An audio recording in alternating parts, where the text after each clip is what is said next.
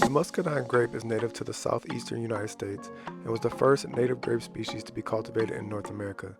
The natural range of muscadine grapes extends from Delaware to central Florida and occurs in all states along the Gulf Coast to East Texas.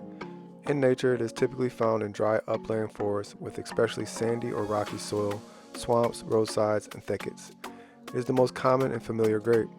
There are about 152 muscadine cultivars grown in the southern states. This includes bronze, black, and red varieties and consists of common grapes and patented grapes.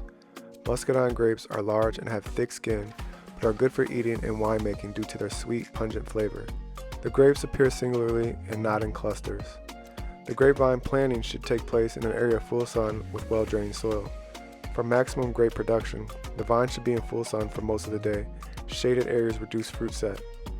Well-draining soil is of paramount importance.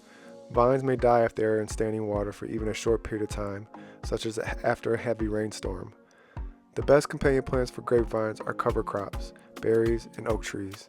In the wild, grapes were often found growing around the trunks of trees, using them as a living trellis and thriving in their partial shade. Muscadine grapes are an excellent source of calcium, phosphorus, polyphenols, and potassium, and also contain antioxidants and vitamin C.